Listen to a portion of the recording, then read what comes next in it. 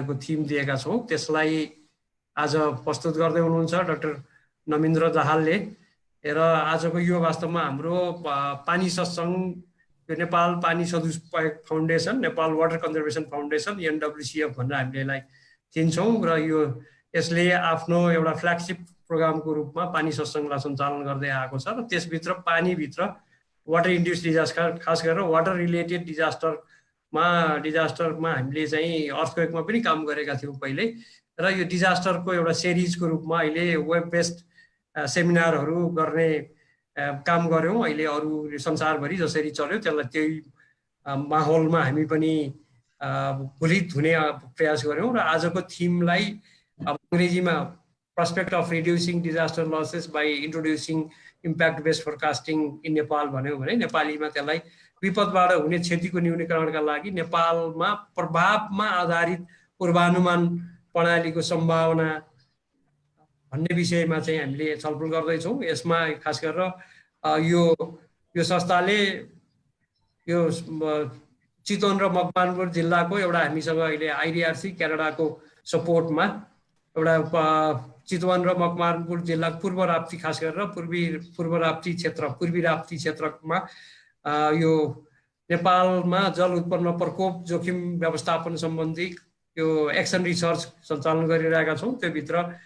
जलवायु परिवर्तनका प्रभावहरू के छन् र जल उत्पन्न प्रकोप का जोखिम न्यूनीकरण कसरी गर्न सकिन्छ, पूर्व तयारी कसरी गर्न सकिन्छ भन्ने विषयमा अध्ययन अनुसन्धान गर्ने र त्यसबाट चाहिँ अनि स्थानीय सरकार लगायत समुदायको क्षमता अभिवृद्धि गर्ने लगायतका कार्यक्रमहरू छन्। यो वास्तवमा एक्सन रिसर्च भएको हुनाले हामीलाई चाहिँ यो इन्टरनेसनल लेभलमा पियर रिभ्युड जर्नलमा आर्टिकल निकाल्नेदेखि लोकल लेभलमा र मिडियाकर्मी, लोकल गभर्मेन्टहरूको क्यापेसिटी बिल्डिङसम्म गर्ने भन्ने हाम्रो उद्देश्य रहेको छ। यसको अहिले सिधै यो कुरासँग हाम्रो सम्बन्धित भएर अहिले हामी विपदबाट हुने क्षति न्यूनीकरणका लागि नेपालमा प्रभावमा आधारित पूर्वानुमान प्रणालीको सम्भावना भनेका छौँ। पूर्वानुमान भन्नाले मौसमको चाहिँ अनि पूर्वानुमानको कुरा हो, यसैभित्र इनबिल्ड छ।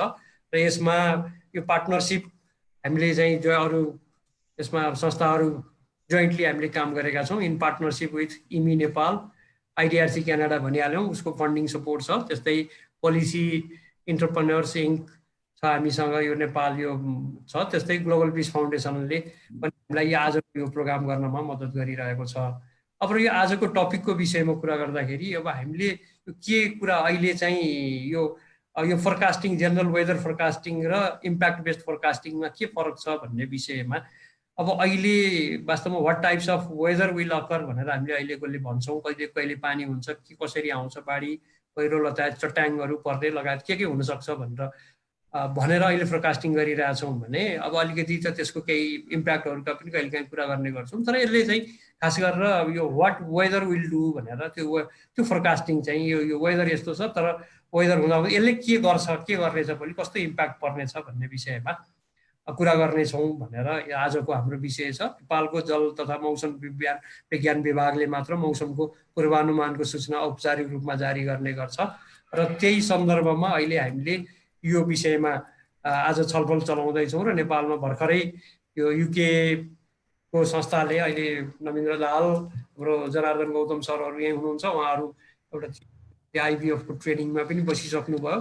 त्यसैलाई नेपालमा कसरी हामी यो कन्सेप्टलाई अप्लाई गर्न सक्छौँ, पोलिसी लेभलमा गर्न सक्छौँ भन्ने हिसाबले एउटा जेनरल अवेरनेस र सेन्सिटाइजेसन प्लस यसको पोलिसी एडभोकेसीका लागि आज हामीले कार्यक्रम आयोजना गरेका छौँ। यो कार्यक्रममा यो खास गरेर डिजास्टरको क्षेत्रमा काम गर्ने धेरै संस्थाहरू, हाइड्रोलोजी मेट्रोदेखि लिएर यो प्लानिङको क्षेत्रमा काम गरिरहेको एनडिएमए त अहिले कुरा अब प्राधिकरणबाट नेपालको सर्वोच्च निकाय हो प्राधिकरण, जुन चाहिँ विपद जोखिम न्यूनीकरण तथा व्यवस्थापन प्राधिकरण, त्यो चाहिँ बाट पनि प्रतिनिधित्व छ भने हामीले सबै प्रदेशको आन्तरिक मामिला मन्त्रालयलाई चाहिँ त्यहाँ पनि हामीले खबर गरेका छौँ। त्यहाँबाट पनि सहभागी हुनु होला। हामीले केहीसँग सम्पर्क भयो, केहीसँग भएको छैन। त्यस्तै प्रदेश स्तरका प्लानिङ कमिसनहरूलाई पनि हामीले अनुरोध गरेका छौँ सहभागिताका लागि। त्यस्तै केही पालिकाका प्रमुखहरू, मेयरहरू पनि सहभागी हुँदै हुनुहुन्छ र अरू इन्डिभिजुअल एक्सपर्ट्सहरू यसमा हामीले इन्भाइट गरेका छौँ। र आज यस क्रममा हामी यहाँ सबैजना जुटेका छौँ। मैले भनिसकेँ कि आजको यो प्रोग्राममा हामी करिब 40 जना अहिले हुँदैछौँ र अरू जोडिँदै जानुहुनेछ र यो विभिन्न कोही बाटोमा हुनुहुन्छ। यसको पहिले करिब आधा घन्टा जति, बढीमा आधा घन्टा जति हाम्रो आजको प्रस्तोता नेपाल पानी सदुपयोग foundation, Nepal water conservation foundation for academic research NWCF का चेयरपर्सन डाक्टर नवीन्द्र दाहालले गर्ने हुनेछ र उहाँको ब्याकग्राउन्डको विषयमा उहाँ हाइड्रो मेट्रोलोजीको चाहिँ लामो अनुभव भएको र क्लाइमेट चेन्ज डिजास्टरको क्षेत्रमा र यो यसमा चाहिँ एनालाइसिसदेखि एडाप्टेसनको पाटोमा लामो काम गरेको व्यक्तित्व हुनुहुन्छ र यो आज उहाँको कोर विषय भएको हुनाले उहाँलाई चाहिँ आज हामी यहाँ प्रस्तुत गरेका छौँ र हामीलाई खुसी पनि लागेको छ कि हाम्रो अध्यक्षज्यू आज विशेषज्ञको रूपमा यहाँ प्रस्तुत हुनुभएको छ र उहाँले अलिकति NWCF के हो भन्ने विषयमा पनि थोरै जानकारी राखिदिँदै उहाँले आफ्नो प्रस्तुति गर्नुहुनेछ। त्यसपछि हामीसँग पूर्व मन्त्रीहरू यही क्षेत्रमा काम गरेका विज्ञहरू हुनुहुन्छ। दुईजना हाम्रो त्यतिखेर जलस्रोत विज्ञ तथा हाम्रो यो नेपाल पानी सदुपयोग फाउन्डेसनका फाउन्डर र यसभन्दा immediate past president chairperson Deepak Gewali हुनुहुन्छ एकजना भने, अर्को गणेश शाह पूर्व मन्त्री वातावरण मन्त्रालय इन्जिनियर गणेश शाह हुनुहुन्छ। उहाँले चाहिँ यहाँ जोइन गरिसक्नु भएको छ कि अहिले अब नभए उहाँ पछि आइपुग्नुहुन्छ र अलिकति यो यसको इम्प्लिकेसन के छ, पोलिसी लेभलमा के हुन्छ भन्ने छ। त्यस्तै अरू चाहिँ प्लानिङको क्षेत्रमा काम गरिरहेको व्यक्तित्वहरू यहाँ पदाधिकारीहरू आउनुहुन्छ र यसलाई चाहिँ कसरी हामी एप्लाइड पार्टमा लान सक्छौँ भन्ने विषयमा अलिकति आधा घन्टा जति हामी छलफल गर्नेछौँ। म यति भन्दै सबैजनालाई स्वागत गर्छु अहिले अलरेडी आइसकेको सबैजनालाई र अब आउनेलाई पनि स्वागत यसै मार्फत चाहिँ स्वागत गर्दै म आजका प्रस्तोता डाक्टर नवीन्द्र दाहालज्यूलाई म अनुरोध गर्छु। उहाँ PhD पनि क्लाइमेट चेन्जमा उहाँको PhD छ।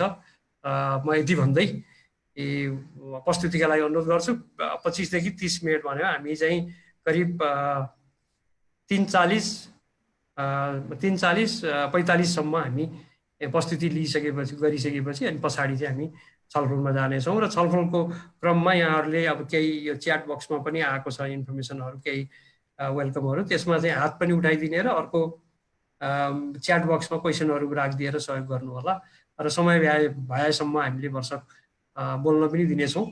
म यति भन्दै अरू सबैको लाई चाहिँ माइक्रोफोनलाई चाहिँ म्युट राखिदिन म अनुरोध गर्छु र हाम्रो अर्गनाइजरहरूले पनि त्यो म्युट गर्ने प्रयास गर्नुहुनेछ र वक्ताको मात्र यो अन हुनेछ। यति भन्दै म डाक्टर नवीन्द्र दाहाललाई प्रस्तुतिको लागि अनुरोध गर्छु र यो कन्सेप्ट र यसको अप्लाइड पार्टसम्म कसरी जान सकिन्छ भन्ने फ्युचर वे आउटसम्मको कुरा उहाँले कभर गर्नुहुनेछ। नवीन सर।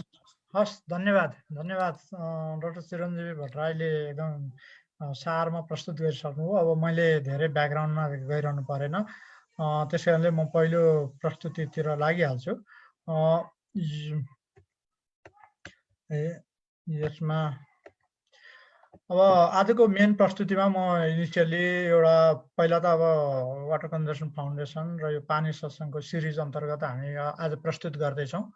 त्यसमा चाहिँ अलिकति प्रकाश पार्छु र त्यसपछि यो अहिले भएको मनसुन लाग्न साथ हामीले धेरै नै विपद क्षतिहरू भोगिरहेका छौँ र त्यसको पृष्ठभूमिमा राखेर म यो हाम्रो वेदर फोरकास्टिङ कसरी गइरहेको छ र त्यसलाई कता अब अहिलेको ट्रेन्ड कता गइरहेको छ र त्यसमा लगेर अब IBF यो अहिलेको यो इम्प्याक्ट बेस्ड फोरकास्टिङले त्यसलाई के असर पार्छ, के फरक पार्छ, यदि हामी त्यता जाँदैछौँ भने र त्यो जाने हो भने के गर्नुपर्छ र हाम्रा भूमिकाहरू के हुन सक्छन् भनेर म आजको प्रस्तुति टुङ्ग्याउनको प्रयास गर्छु। अब पानी सत्सङ्गकै बारेमा चाहिँ भन्दा यो पहिला चाहिँ नेपाल वाटर कन्जर्भेसन फाउन्डेसन यो लामो समयदेखि यो पानीको क्षेत्रमा काम गरिरहेकै अर्गनाइजेसन हो। यो विशेष गरी रिसर्च, पोलिसी, प्र्याक्टिस, एडभोकेसीमा यसको काम गर्छ। वाटर म्यानेजमेन्ट लेन्सबाट यसले धेरै कुराहरूलाई एनालाइसिस गर्ने कोसिस गरिरहेको छ। पानी सत्सङ्ग चाहिँ त्यही हाम्रा रिसर्च, एडभोकेसी र ग्लोबल लोकलमा भइरहेका कामहरूलाई चाहिँ यो पब्लिक फोरम क्रिएट गर्न एउटा सुरुवात हो, यो प्लेटफर्म हो र त्यसै सिलसिलामा हामीले यो मिड 90तिर यो पानी सत्सङ्ग 97मा पानी सत्सङ्ग सुरु गरेका हौँ र त्यो लेक्चर सिरिजमा अहिलेसम्म करिब 100वटा जति लेक्चरहरू पब्लिक लेक्चर आयोजना भइसकेका छन् र यो वाटर कन्जर्भेसन फाउन्डेसन फेरि यो मिड 90 देखि नै यो क्षेत्रमा यो विशेष गरी डिजास्टर म्यानेजमेन्टलाई चाहिँ वाटर इन्ड्युस्ड डिजास्टर म्यानेजमेन्टलाई चाहिँ अगाडि बढाउनु पर्छ भनेर साउथ एसियन नेटवर्क क्रिएट गर्न र त्यसलाई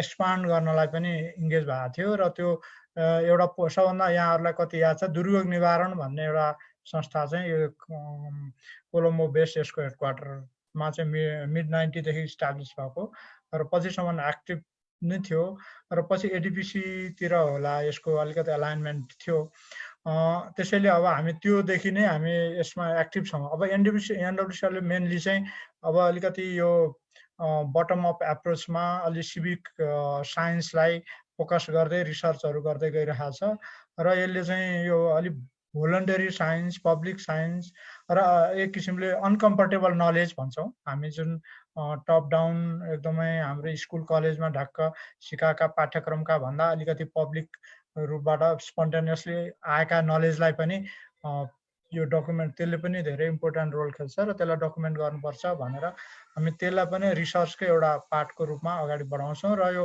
त्यसले कुनै ठाउँमा मेन स्ट्रिम नलेज प्लेटफर्ममा र पोलिसीमा पनि त्यसले स्पेस पाओस् भनेर हामी एडभोकेसी गर्दै आइरहेका छौँ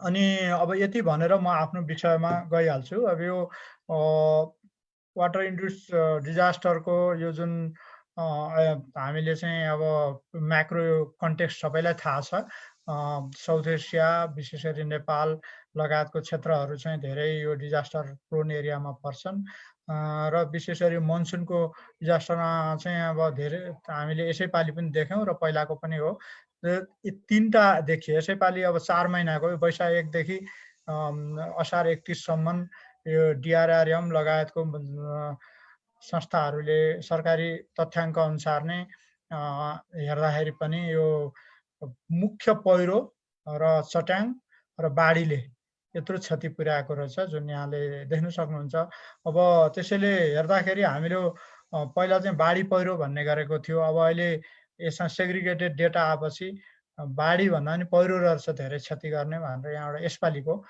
4 महिनाको तथ्याङ्कले यो कुरालाई प्रष्ट पार्दैछ र त्यसै गरी अब हामीले धेरै यो चट्याङलाई हामीले धेरै नोटिसमा लिएको थिएन पहिला अब अहिले चट्याङले यति ठुलो यो 4 महिनाकै बिचको तथ्याङ्कले पनि धेरै ठुलो क्षति पारेको हाम्रो यो देखाएको छ धेरै जनधनको क्षति गर्दो रहेछ यो चाहिँ पहाड तराई एकनाश छ भने ल्यान्डस्लाइडले पहिरोले धेरै पहाडी क्षेत्र चट्याङले पहाड तराई सबैतिर गरेको छ त्यसैले अब फ्लडको यसपालि अलिक सिग्निफिकेन्ट छैन अर्को तुलनामा त्यसकारण बरु अब कमिङ महिनामा बाँकी महिनामा अब फ्लडहरूले बढी असर पार्छ कि भन्ने डर चाहिँ सबैलाई छ त्यसैले यो सिनारियो हेरेपछि अब मलाई अर्को एउटा अझ योभन्दा नि सानो केसमा जान मन लाग्यो तपाईँहरूलाई हामीले सबैले थाहा पायौँ यो बझाङमा यो जुलाई 8मा ठुलो पहिरो गयो र यो केदारसिंह गाविस 8मा चाहिँ 10 जना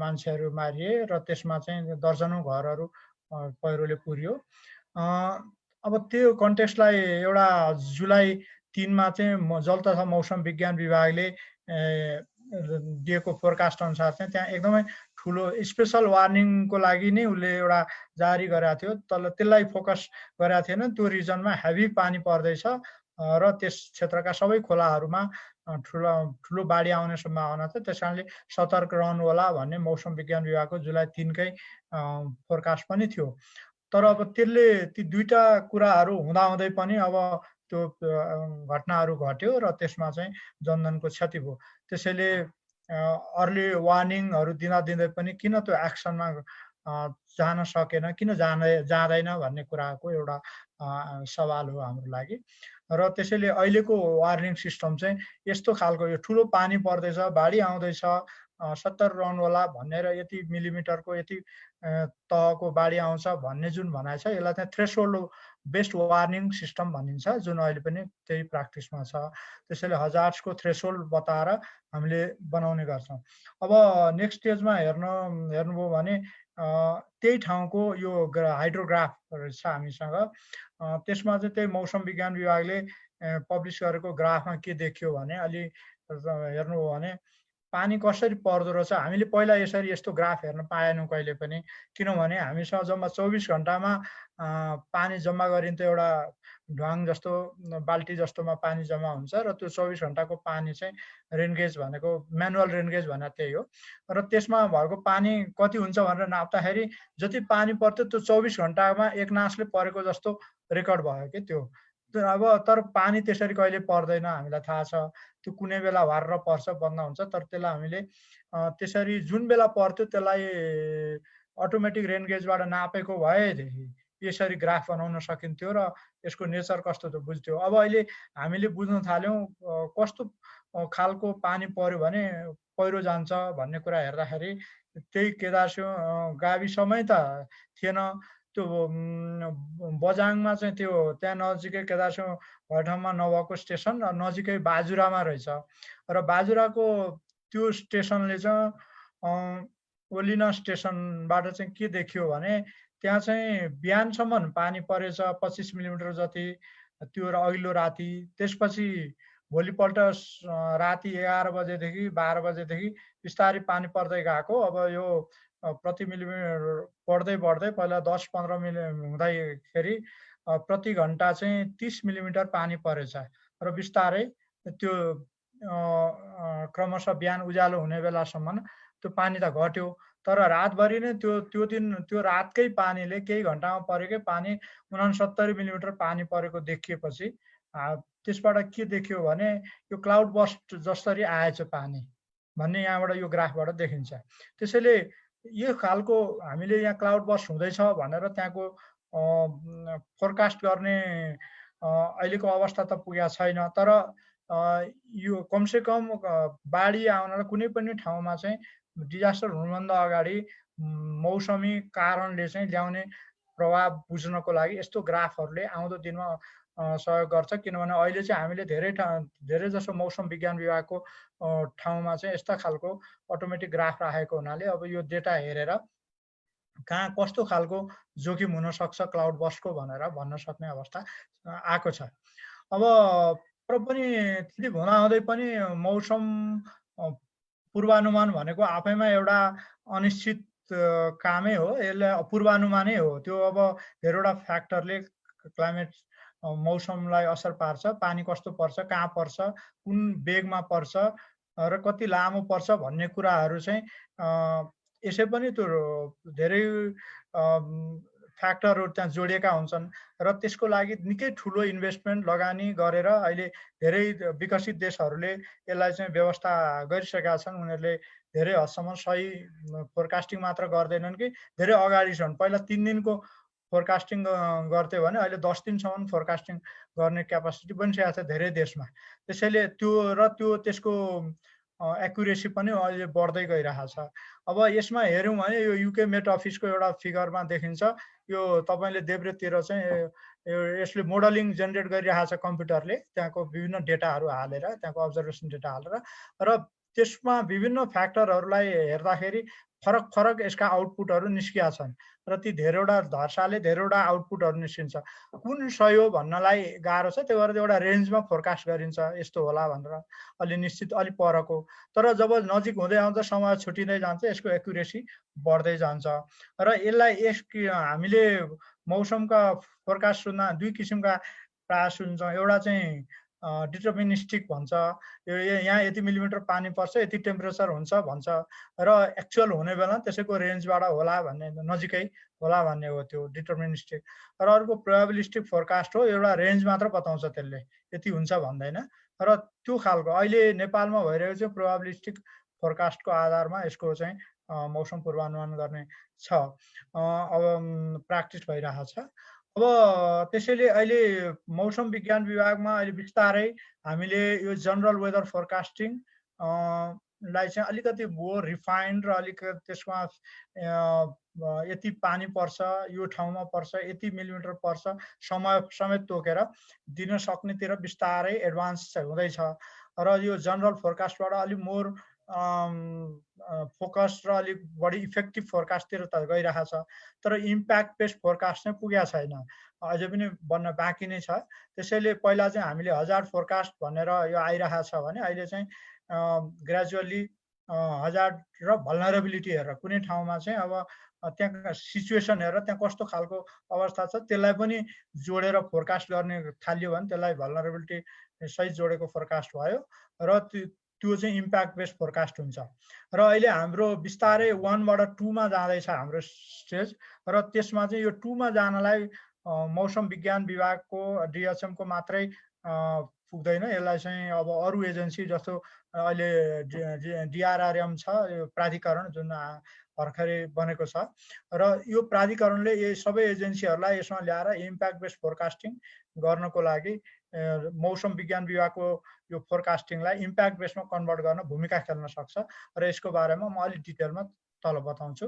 र त्यसैले अब यो देब्रेतिरको कोलम हेर्नुभयो भने माथि चाहिँ यो जनरल फोरकास्ट हो हैन, जनरली कहीँ पानी पर्छ यस्तो हुन्छ भन्ने मात्रै टाइपको छ, त्यो हजार्ड बेस भयो भनेदेखि बिस्तारै अलि तलतिर जाँदाखेरि अब त्यसलाई अलि रिफाइन भएर यति मिलिमिटर पानी पर्छ भन्ने नि र टाइम पनि अलि टाइमको रेन्ज पनि बताउन थालेको छ अहिले। र त्यसलाई अझ अलि तलतिर गएपछि ल यसले चाहिँ ड्रेनेज ओभर कन्जेस्सन भएर ओभरफ्लो हुनसक्छ भनेर लाने लेभलमा पुग्छ, तेस्रो लेभलमा। त्यसमा चाहिँ हजार्ड र भल्नरेबिलिटी पनि अलिकति जोडियो, किनभने यो चाहिँ म्युनिसिपालिटीले यसो गर्न सक्छ। फोरकास्टिङ म्युनिसिपालिटीहरूले कुनै ठाउँमा चाहिँ यो लियो भने उसले आफ्नो समस्याको बारे आफ्नो पर्सपेक्टिभबाट भन्न सक्छ। म्युनिसिपालिटीको पर्सपेक्टिभ भनेर चाहिँ ड्रेनेज कन्जेस्सन नहुन् भन्ने, रोड डिपार्टमेन्टको रोडहरू हैन त्यो असर नपरो, पुलहरू ब्रिजहरू ओभरफ्लो नहुन् भन्ने हुन्छ भने जस्तै यो चाहिँ यसरी आफ्नो एजेन्सीहरूले चाहिँ आफूसँग जोडेर इम्प्याक्टको कुरा भल्नरेबिलिटीको कुराहरू लिङ्क गर्न सक्छन्। तर यो हजार्ड दिने काम चाहिँ हजार्डको फोरकास्ट र सेभेरिटी कति छ भन्ने काम चाहिँ मौसम विज्ञान विभागले लिड गरेर अझ रिफाइन गर्दै गयो भने यसले दिन सक्छ। यी दुईटाको मिलेर अब तेस्रो लेभलमा पुग्दाखेरि अब लो लाइङ एरियामा यति टाइमभित्र यो चाहिँ डुबान हुँदैछ है, होसियार हुन्छ भन्छ। अनि अर्को समयलाई पनि जोडिदिएर भन्न सक्छ, रस आवरमा पर्छ है यसपालि भनेर उसले चाहिँ यो अफिस टाइममा अथवा अरू बाहिर प्रोग्राम भइरहेको बेलामा पर्यो भने त्यस्तो बेलामा फोरकास्ट दिनुलाई चाहिँ विशेष त्यसलाई फोकस गरेर दिने खालको तिर बिस्तारै जानु पर्छ भन्नेले यो इम्प्याक्ट बेस्ड फोरकास्टिङमा योको आवश्यकता दर्शाउँछ। र त्यसै गरी अब इम्प्याक्ट बेस्ड फोरकास्ट र तलतिर गयो भने चाहिँ अझ अलि मोर स्पेसिफिक हुँदै फ्लडिङ र अब कतातिरका हाइवेहरूमा बढी असर पर्छ, कतातिर चाहिँ कम जोखिम पर्छ भन्ने कुराहरू पनि दिन सक्छन्। त्यसैले यो चाहिँ इम्प्याक्ट बेस्ड जनरल फोरकास्टिङबाट इम्प्याक्ट बेस्ड फोरकास्टिङमा जाने एउटा प्रोसेस हो र अहिले हामी चाहिँ हाम्रो त्यो लाइनमा बिस्तारै सुरुवातमा छौँ। अब त्यसैले इम्प्याक्ट बेस्ड फोरकास्टिङको एउटा फेमस अन्डरस्ट्यान्डिङको लागि यो एउटा भनाइ छ, यो what the weather will be should not be the focus, focus should be on the what the weather will do हैन। पानी कस्तो अब मौसम कस्तो हुन्छ भन्ने कुरा होइन कि मौसमले के गर्छ भन्ने कुरालाई फोकस गरेर फोरकास्ट इस्यु गर्नेलाई चाहिँ इम्प्याक्ट बेस्ड फोरकास्ट भन्छ। त्यसैले अब यो इम्प्याक्ट बेस्ड फोरकास्टको लागि चाहिँ धेरैको रोलहरू स्वाभाविक रूपमा बढ्छ। त्यसैले अब हामीले यसलाई हेर्दै हो भने अब इम्प्याक्ट बेस्ड फोरकास्ट किन इम्पोर्टेन्ट छ भन्दाखेरि अब 100 मिलिमिटर पानी पर्नु भनेको एकदम ठुलो हो। 24 घन्टा 24 आवरमा 100 मिलिमिटर पर्यो भने पनि त्यो ठुलै पानी हो। तर अब त्यही ठुलो पानी अब अलिकति आइसोलेटेड रुरल एरियामा पर्यो भने त्यसको इम्प्याक्ट खासै नदेखिन सक्छ भने त्यो चाहिँ बिजी सहरमा बिजी टाइममा पर्यो भने त्यसले ठुलो तहस नहस पार्छ। त्यसैले यो हजार्ड बेस्ड सेभेरिटी बेस्ड मात्र भएर पुग्दैन, त्यसले चाहिँ कन्टेक्स्ट स्पेसिफिक भयो भने बल्ल त्यसले मिनिङ दिन्छ भन्ने हो। त्यसैगरी अब समयको कुरा पनि हो। अब धेरै लामो हप्ताभरि सुक्खा भएर 20 मिलिमिटर पानी पर्यो भने यसले खासैको इम्प्याक्ट नपार्ला। तर दिनदिनै पानी परिरहेको छ, एनदर 20 मिलिमिटर थपिँदैछ आज भनेदेखि त्यसले चाहिँ सिग्निफिकेन्टली असर पार्न सक्छ। 20 मिलिमिटरै मात्राले पनि त्यहाँ अर्थ राख्छ। त्यसैले यो चिजहरूलाई चाहिँ हामीले यो रेनफल स्नोफल अरू हजार्ड्स मल्टी हजार्ड्स भन्छन् र यो मल्टी हजार्ड सिस्टमकै लागि पनि यो कुराहरू एप्लाई हुन्छ। खैर अहिले हामीले चाहिँ यो हाइड्रोमेट्रिकल हजार्ड्सको बारेमा मात्रै सोचिरहेको छौँ। त्यसैले यो आइबिएफ भन्ने चाहिँ हाइड्रोमेट्रोलजिकल हजार्ड्स मात्र होइन, अरू हजार्ड्सको लागि पनि यो कोलाबोरेट गर्ने, काम गर्ने यसले चाहिँ एउटा नयाँ सिस्टम मेकानिजमहरू बनाउँछ। र त्यसैले यो जनरल यता एउटा 3टा स्टेजहरू चाहिँ क्लियर छ। एउटा जनरल वेदर फोरकास्टिङबाट बिस्तारै यसमा चाहिँ यो भल्नरेबिलिटीहरू, पिपुल, लाइभलीहुड, प्रोपर्टीहरूलाई राख्यो भने यो चाहिँ इम्प्याक्ट बेस्ड फोरकास्टिङतिर जान्छ। र यसको होल आइडिया भने चाहिँ the impact of weather drives the messaging होइन, त्यसलाई त्यो मेन चाहिँ मेसेजिङ त्यो हुनुपर्छ र वेदरलाई चाहिँ फोकस गर्ने होइन, वेदरले के गर्छ भन्ने कुरालाई चाहिँ सधैँभरि ध्यान दिनुपर्छ भन्ने चाहिँ यसले भन्छ। त्यसैले अब यसका कम्पोनेन्ट के हो नि त इम्प्याक्ट बेस्ड फोरकास्टिङ लागू गर्ने भन्दाखेरि अब यो WMOले गाइडलाइन बनाएको छ 2015 र यो खासमा यो युके मेट अफिसले 2011 देखि यो IPF बेस्ड फोरकास्टिङ सिस्टम सुरु गरे हो र त्यसलाई हेरेर WMOले अब ग्लोबलमा अरू सेक्टरलाई पनि हुने गरी यो गाइडलाइन बनाएको छ र त्यो गाइडलाइनमा आधारमा भन्दाखेरि चाहिँ 5वटा कम्पोनेन्टलाई चाहिँ यसले आधार बनाउँछ। एउटा पार्टनरसिप हुन्छ, जस्तो अहिले DHM भन्यो भने अरू एजेन्सी स्टेकहोल्डरहरू पनि त्यसमा इङ्गेज भएपछि पार्टनरसिप बन्ने भयो र त्यो कन्स्ट्रक्टिभ हुनु पर्यो र त्यसरी यो इन्फर्मेसन सिस्टम डेभलप गर्नु पर्यो। अब भल्नरेबिलिटीका डेटाहरू, त्यो सिस्टमहरू कुन त्यो आफ्नो आफ्नो सेक्टर बेसबाट ती कुराहरू चाहिँ चाहियो। अनि फङ्सनल र यो अपरेसनल हुनु पर्यो। अब त्यो टाइम हुँदैन, ल्यागिङ टाइम चाहिँ छोटो हुन्छ र त्यसले गर्दाखेरि लिड टाइमलाई रेस्पेक्ट गर्नलाई अब DHM को डेटाहरू अथवा मौसम विज्ञान विभागहरूबाट आउने डेटाहरूलाई तुरुन्तै प्रोसेस गरेर सबैले एग्रिमेन्टमा एउटा यसको इम्प्याक्ट फ्याक्टर यो हुन्छ भनेर यसलाई चाहिँ एकदमै हाई हो कि लो हो कि मिडियम हो भनेर अरू स्टेकहोल्डर पनि इन्भल्भ भएर यसको वार्निङहरू जारी गर्नुपर्ने हुन्छ। र अर्को कुरो यसको क्यापासिटी डेभलप, यो त छुट्टै स्ट्रिमै डेभलप हुन्छ। भोलि एक्सपिरियन्स हुँदै जाँदाखेरि त्यही स्ट्रिममा क्यापासिटी बिल्डअप गर्दै नयाँ स्टाफहरू, एक्सपिरियन्स पर्सनल प्रोफेसनलहरूको उनी डेभलप हुन्छ, त्यसमा स्ट्रिम हुन्छ। र अनि यो कन्टिन्यू इभल्भ भइरहने प्रोसेस हो। यो फेरि यो रिफाइन गरिरहनुपर्छ, त्यही भएर यसलाई भ्यालिडेसन लुपभित्र राखेर हेरिन्छ। त्यसैले यो 5वटा कम्पोनेन्टभित्र त्यसरी मोटो यसलाई चाहिँ समावेश गरिएको छ। अब यो इलिमेन्ट्सहरू कसरी इन्टरेक्ट गर्छन् भन्ने कुरामा चाहिँ एउटा सानो एक्जाम्पल हो यो।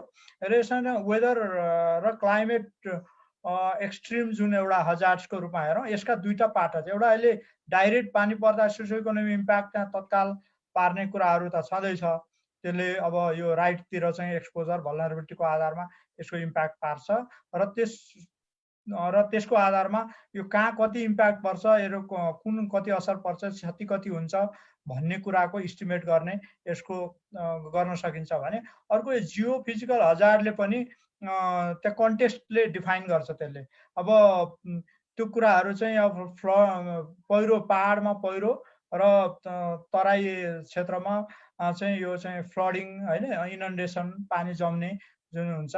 अब यी जियोफिजिकल हजार्ड हुन्, त्यसैले क्रिएट गर्छ र यी दुईटैको कम्बाइन इन्टरेक्सनहरू सोसियो इकोनोमिक भल्नरेबिलिटी र जियोफिजिकल हजार्ड्सको कम्बाइन इफेक्टले चाहिँ यो इम्प्याक्ट कति हुन्छ भन्ने क्वान्टिफाइङ इम्प्याक्ट र अल्टिमेटली हामीले डिजास्टर लस गराउने भनेको त्यसलाई चाहिँ क्वान्टिफाई गर्नु पर्यो, कहाँनिर कति क्षति हुन्छ र कति भल्नरेबल छ भनेर त्यो क्वान्टिफाइड नलेजहरूलाई हामीले चाहिँ राख्न सक्यौँ पब्लिक सिस्टममा भने यसले चाहिँ यो फोरकास्टहरू गर्न र यसमा भोलि रेस्पोन्स गर्नलाई पनि एकदमै छिटो हुन्छ। त्यसैले यो होल एउटा यो इलिमेन्टको इन्टरेक्सन यो मोडल हो यो।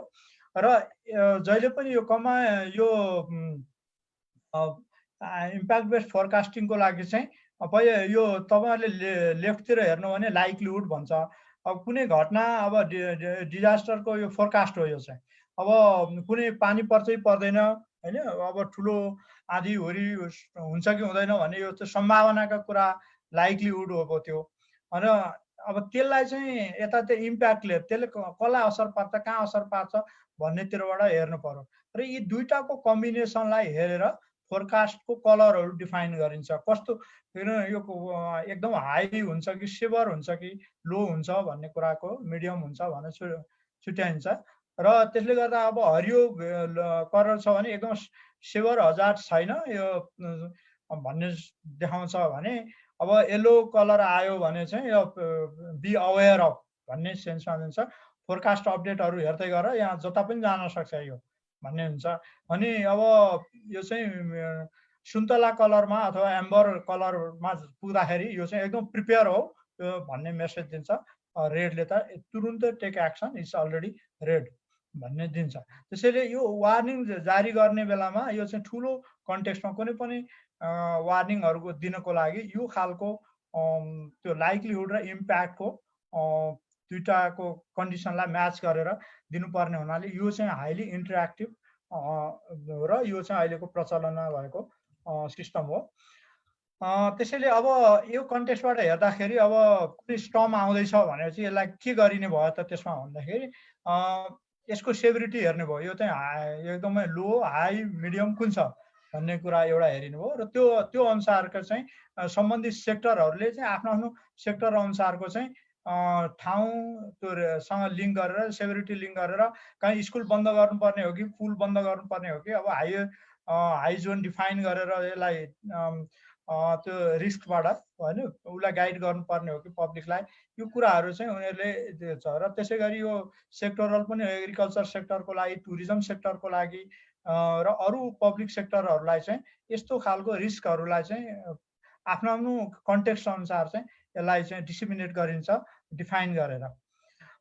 र त्यसैले आइबिएम सिस्टममा चाहिँ यो अब बिस्तारै जाँदाखेरि यसले म्यानेजमेन्ट सिस्टमको नयाँ मोडल इम्प्लिमेन्ट गर्छ। यसले चाहिँ अहिले भइरहेको अपरेटिङ सिस्टमबाट भन्दा नयाँमा जानुपर्छ र त्यो नयाँमा जाने स्टेजहरू 5वटा छ भन्ने डिफाइन गरेको छ।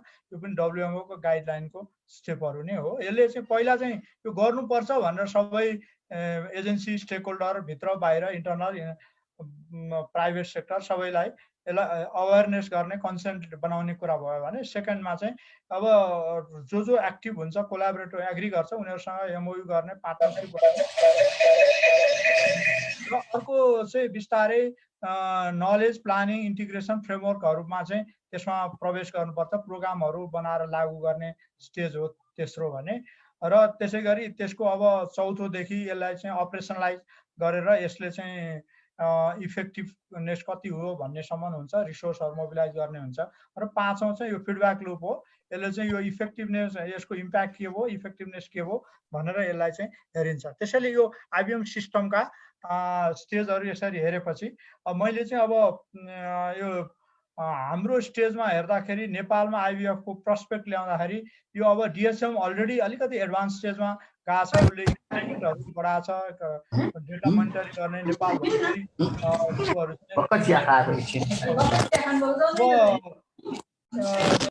तर त्यो भएको इन्फर्मेसन चाहिँ कम्युनिटीमा जो रिस्कमा भलरेबल छ उसमा पुगिरहेको छैन। अब त्यसको लागि काम गर्नको लागि गभर्मेन्ट एजेन्सीको तर्फबाट NDRRMA को एउटा मेन भूमिका हुन्छ। यो आइबिएफ मेन चाहिँ इस्यु गर्ने मेन रोलमा चाहिँ NDRRMA छ भनेदेखि अरू सेक्टोरल मिनिस्ट्रीहरू को चाहिँ forest, environment, agriculture, water, irrigation, transport, energy, physical infrastructure र टुरिज्म लगायतको उनीहरूको जो सेक्टर अनुसारको भलनरेबिलिटीलाई चाहिँ हेरेर त्यो कोलाबोरेट गर्ने र त्यसको एउटा छुट्टै सिस्टममा इङ्गेज गर्ने त्यो छ। त्यो बाहेक अब लोकल प्रोभिन्सियल गभर्मेन्ट एजेन्सीको आफ्नै सिस्टम छ यसलाई, र त्यो चाहिँ अपरेसनलाइज गर्नु हुनसक्छ, अहिलेको चाहिँ स्ट्याच्युटरी मात्र छन्।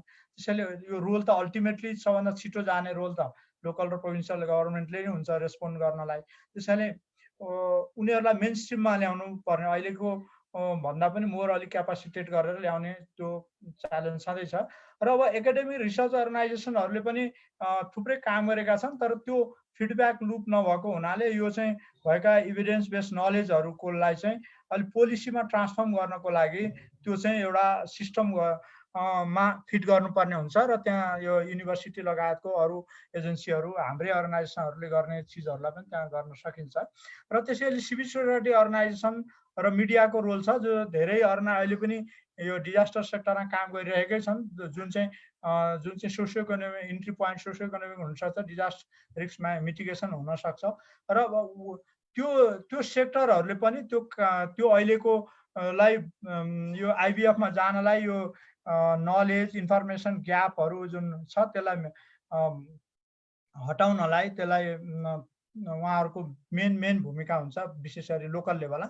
अब हाम्रो जस्तो अर्गनाइजेसन जसले बटम अप एप्रोचबाट चाहिँ यो खालको सिस्टमहरू नलेजहरू डिफाइन हुनुपर्छ भनेर अलि लबिङ गरिरहेको छ र त्यसरी सिभिल सोसाइटी अर्गनाइजेसनको र मिडियाको यहाँनिर बढी रोल हुनसक्छ। र अब एउटा अलिकति यो चाहिँ यो जानकारी हो, यो सुरुको अपफ्रन्ट कस्टहरू हाई छ यसमा, र त्यसैले यो सुरुमा डिएचएमकै क्यापासिटी बढाउने र नेपाल गभर्मेन्टको सिस्टमलाई नै यो अपरेसनलाइज गर्ने जुन छ, सायद अब यो भर्खरै यो आइडिए इन्टरनेसनल डेभलपमेन्ट एसोसिएसनको ग्रान्ट चाहिँ डिक्लेयर भएको छ र यसले चाहिँ केयर भन्ने जुन climate adaptation and resilience for South Asia भन्ने प्रोग्राम चाहिँ लन्च गर्ने अनाउन्स गरेको छ र यो चाहिँ यो 2021 देखि 25सम्म 5 वर्षको लागि यो प्रोग्राम चाहिँ लन्च हुने भएको छ र त्यसको मेन उद्देश्य भनेको चाहिँ यो पब्लिक सिस्टमलाई अलिक स्ट्रेङ्थन गर्ने हो र यसमा अहिले इम्प्लिमेन्टिङ एजेन्सीको लागि चाहिँ यसले यो साउथ एसिया रिजनमा 3टा देश छन् यो प्रोग्राम अन्तर्गत, पाकिस्तान, नेपाल र बङ्गलादेश, र यसमा चाहिँ यो राइम्स भन्ने संस्था र एडीपीसी भन्ने 2टा संस्थाले चाहिँ यो इम्प्लिमेन्ट गर्दैछन् र यसको चाँडै यसको एनाउन्सहरू फर्दर प्रोग्रामहरू चाहिँ सुरु हुन्छ भन्ने अपेक्षा गर्न सकिन्छ। अब हामीले पनि त्यसै गरी अगाडि रिथिङ्किङ वर्किङ प्रोसिडर, अब म अलि अन्तिममा आएँ। रिथिङ्किङ वर्किङ प्रोसिडरमा चाहिँ अब यो मन्त्र नै के हो यसको भनेदेखि यो कन्स्ट्रक्टिभली इङ्गेजिङ पार्टनरसिप चाहिँ नभइकन यो आइबिएफ सफल हुँदैन र अरू एजेन्सी साउथ अफ्रिका लगायतको थुप्रै देशहरूको हामीले यो अलिकति अस्ति सेयरिङमा एउटा प्लेटफर्ममा हामीले थाहा पायौँ, उनीहरूलाई पनि यो गभर्मेन्ट एजेन्सीहरू नै कोलाबोरेट गर्न गाह्रो मान्छन्। पब्लिक प्राइभेट सेक्टरलाई त यसमा ल्याएर इङ्गेज गरेर एउटा यो त अनबोर्ड गर्नलाई त धेरै मेहनत गर्नुपर्छ सुरुमा भन्ने नै थियो सुरु, र यसको लागि टाइम पनि रिसोर्स पनि लाग्छ र त्यसले गर्दाखेरि तर यो नयाँ प्याराडाइम भएको हुनाले टाइम लाग्छ हुन्छ र इम्प्याक्ट राम्रो चाहिँ हुन्छ, तर एकदमै धेरै प्रयास नगरिकन यो चाहिँ सफल हुन गाह्रो छ, सुरुमा चाहिँ एकदमै गाह्रो छ भन्ने चाहिँ कुरा आएछ।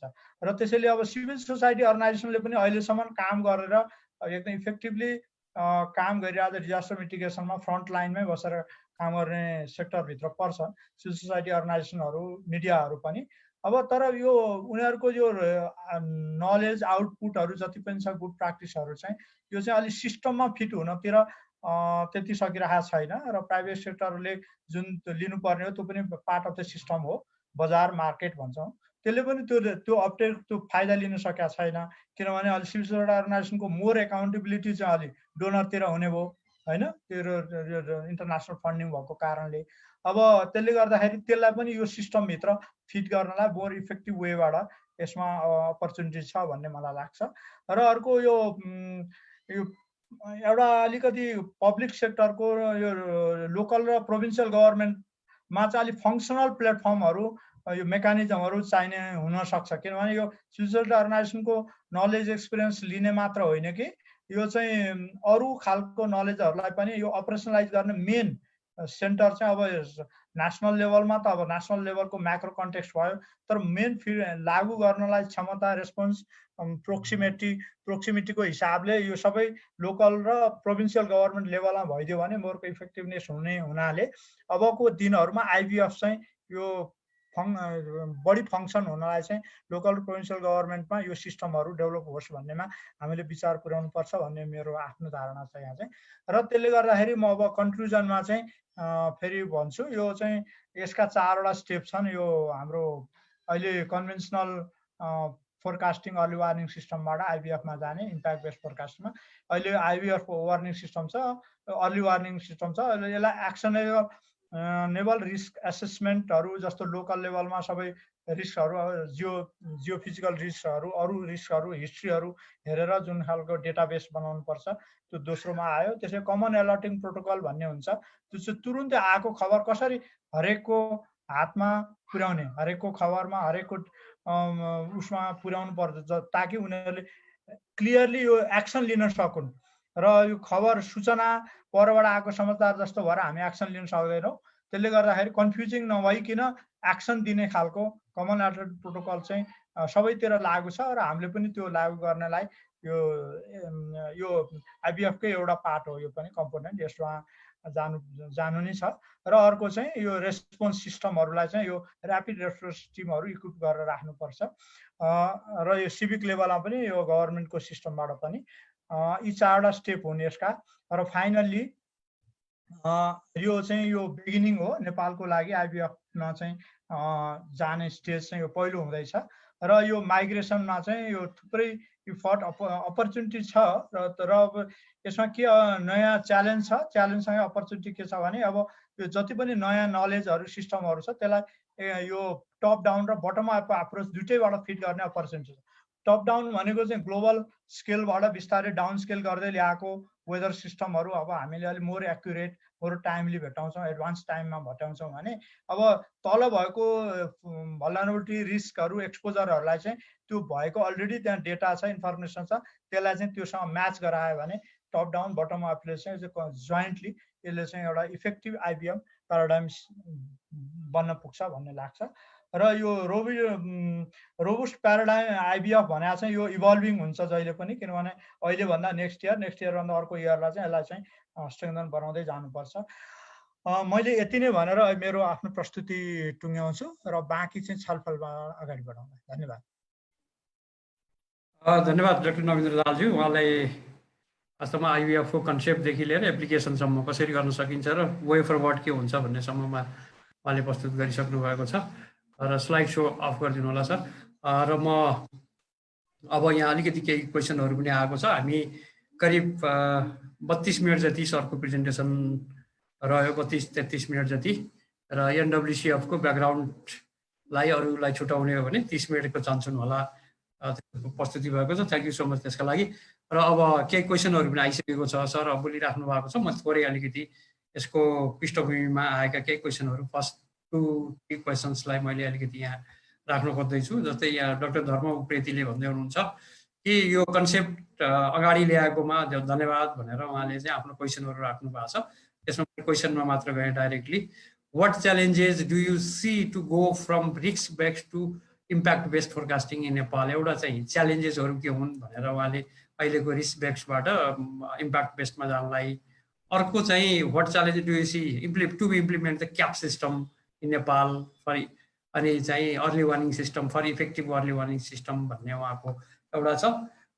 एउटा यो छ भने अब अरू त्यस्तै डाक्टर वसन्त अधिकारीले भन्नुभएको छ how can we go from homogenous warning system to point based warning सिस्टममा कसरी जान सकिन्छ? Is it possible to perform in this approach in the context of pluvial system भनेर अनि उहाँले भन्नुभएको छ। त्यस्तै मनिषा श्रेष्ठले भन्नुभएको छ are there any examples of यो लोकल गभर्मेन्ट इन्टिटिजले having capacities or coordination mechanism in place to liaise with technical line ministries, say for example agriculture भन्नुभएको छ, त्यस्तै to conduct impact forecasting and formulate advisories भन्नुभएको छ। Are the roles clear at the local level on who does what भनेर उहाँले यो तीनटा question, यसमा तीनजनाले अहिलेको क्वेसनमा फर्स्टमा लिएको छु। र यसमा पहिलो कुरा चाहिँ अब यो रिस्क बेस्डबाट इम्प्याक्ट बेस्ड फोरकास्टिङमा गर्नको लागि के च्यालेन्जेस छ भनेर, र अर्को चाहिँ यो क्याप सिस्टम र अनि यो for CAP system for effective early warning सिस्टमका लागि चाहिँ यो दुईटा क्वेसन चाहिँ उहाँको छ। What are the challenges in to apply in to implement in Nepal भन्नेमा उहाँले दुईटै कुरालाई अहिले रिस्क बेस्डबाट इम्प्याक्ट बेस्डमा कसरी जान सकिन्छ र अर्को चाहिँ यो क्याप सिस्टमलाई चाहिँ इफेक्टिभ अर्ली वार्निङ सिस्टममा जानलाई कसरी गर्न सकिन्छ भन्ने धर्म सरको कुरा भयो, उप्रेती सरको। त्यस्तै अब यो अहिले पोइन्ट बेस्डमा होमोजिनियस वार्निङ सिस्टमबाट अनि पोइन्ट बेस्डमा कसरी जान सकिन्छ भन्ने कुरा उहाँको चाहिँ वसन्त अधिकारीको छ भने is it possible to perform in this approach in the context fluvial system भन्नुभएको छ। त्यस्तै अर्को तलकोलाई पनि सायद मैले दोहोऱ्याउनु पर्दैन होला, यो कोअर्डिनेसन लोकल गभर्मेन्ट इन्टिटिजसँगको क्यापेसिटी र टु टेक्निकल लाइन मिनिस्ट्रिजहरूसँग कसरी कोअर्डिनेट गर्ने, लियाइज कसरी गर्ने र त्यसको आधारमा यो एडभाइजरिजहरू जारी कसरी गर्ने भन्ने विषयमा बनाएर त्यसलाई जारी कसरी गर्ने र त्यो गर्नको लागि लोकल लेभलमा केही फर्मल इन्टिटिज अथवा क्लियर रोल्सहरू कसैलाई डिफाइन गरिएको छ भन्ने खालको उहाँको क्वेसन छ। मैले सायद मैले बुझेँ कि बुझिनँ, इङ्ग्लिसमा छ। म यी तीनजनाको क्वेसनलाई चाहिँ सरले थोरै एड्रेस गरिदिनु होला, त्यसपछि म अरू त्यहाँ आएको क्वेसनहरूलाई हेर्दै गर्छु, त्यसपछि हामी पछि लिनेछौँ। हस्, धन्यवाद। अब मैले यहाँ जुन क्वेसनहरू छ जनरलमा उहाँहरूको क्वेसन मैले सरसरी हेरेँ होइन, यहाँ च्याट बक्सबाट। अब यी चिजहरू जुन कुरा मैले यो कन्सेप्टको रूपमा प्रस्तुत गरेँ, यो चाहिँ एउटा त गभर्मेन्टले यसलाई लागू गर्ने तयारी गरिराखेकै छ अहिले होइन, र त्यसले गर्दाखेरि च्यालेन्ज डेफिनेटली छ। अब यो सुरुमा हामीलाई यसको इफेक्टिभनेस चाहिँ के हो भने अब अल्टिमेटली इन रिजल्ट चाहिँ जस्तो अब यो क्याप कसरी इफेक्टिभ हुन्छ, च्यालेन्ज के हो भन्ने जुन छ हाम्रो डक्टर धर्म उप्रेतीहरू, उहाँले भने यो भर्खरको स्टेजमा यो डिजाइन गर्दैछ। डिजाइन गरेपछि अब यसको पाइलोटिङ टेस्टिङ गर्ने कुराहरू आउँछ। त्यसैले अहिले यो भर्खरै लन्च गर्न लागेको र अहिले जुन ट्रेडिसनल अरू प्र्याक्टिसबाट रिफाइन्ड प्र्याक्टिस छैन। अब अरू रिजनल लेभलमा जुन एसएमएस सिस्टमहरू, अर्ली वार्निङका भनौँ न प्र्याक्टिकल एक्सनहरूले नि यसमा अगुवाई भूमिका खेलेर गरेका थुप्रै केसहरू छन्। म त्यसमा धेरै इन्फर्म छैन, तर मेरो विचारमा अहिले भएको यो ग्लोबल स्ट्यान्डर्डको क्याप सिस्टमहरू लागू गर्नको लागि चाहिँ भर्खरै गाइडलाइनहरूमा काम गरिरहेछ गभर्मेन्टले, र सायद त्यसको लागि बेस्ट एक्जाम्पल एक्सपिरियन्स पनि चाहिन्छ अलिकति केसहरू। त्यसमा सायद यहाँलाई नै थाहा होला, यो प्र्याक्टिकल एक्सनहरूले गरेकोमा सायद त्यो इनपुट त्यहाँ आउँछ नि होला। र त्यसले गर्दाखेरि मेरो त्यसमा एक्सपिरियन्स नभएको हुनाले म डिटेलमा त जान्न, तर यो सुरुवातमा भएको र अलिकति इन्टरनेसनल एक्जाम्पल यहाँ ल्याउन खोजेको, डिआरएम त्यसैको लागि प्रिपेयर भएर अलिकति सबैलाई मोबिलाइज गरिरहेको, र यो कोलाबोरेटिभ अप्रोचमा जानुपर्छ। यो गभर्मेन्ट सिस्टमले मात्रै काम गर्ने होइन, विदिन गभर्मेन्टको छँदैछ, तर बाहिरको स्टेकहोल्डरको पनि काम गर्ने त्यो तयारी भएको, मोडालिटी भएको हुनाले मेरो विचारमा यसको च्यालेन्ज त होला नि, तर सोल्युसन चाहिँ आउँछन् जस्तो लाग्छ मलाई। अब यो बाहेक अब हाम्रो बिस्तारै फोरकास्टिङ कसरी यो अलिकति पोइन्ट फोरकास्टिङतिर जान सकिन्छ भन्ने कुराहरू जुन छ, अब यो चाहिँ मेरो विचारमा फोरकास्टिङ पहिलाको भन्दा अहिले रिजनल लेभलमा रेडारहरू राखेर डिएचएमले फोरकास्ट धेरै एक्सपान्ड गरिसकेका छ, र पहिलाको भन्दा अहिले चाहिँ फोरकास्टिङको लेभलहरू हामी सबैले देखेका छौँ। र बिस्तारै, तर अब यसको एकदमै लोकल लेभलमा जानको लागि यो एडभान्स टेक्नोलोजीको पार्ट एउटा भयो, तर सँगसँगै एक्सपिरियन्स र त्यहाँको अरू कन्टेस्टहरूको पनि डेटाहरू बन्दै गएपछि त्यसको अलि एक्युरेट फोरकास्ट दिन मिल्छ जस्तो लाग्छ। र किनभने हजार्ड्स मात्रै फोरकास्ट गर्नलाई त अहिले क्यापेबल भइसकेको छ, तर हजार्ड्सलाई चाहिँ अलिकति पोइन्टेड बनाएर पर्टिकुलर रिस्कहरूसँग, भलनरेबल इन्फ्रास्ट्रक्चर, कम्युनिटी अथवा अरू खालको ह्युमन सिस्टमसँग चाहिँ त्यसले पार्ने असरलाई जोडेर हेर्नको लागि चाहिँ हामीले केही समय कुर्नुपर्छ, र यो इम्प्याक्ट बेस्ड फोरकास्टिङले चाहिँ बिस्तारै त्यसैको आधारमा अगाडि जान सकिन्छ होला। अरू क्वेसनहरू चाहिँ यसमा मैले अलिकति केही जोडौँ कि हाम्रो नगमिन्द्र दाहालजीले भनेका कुरामा।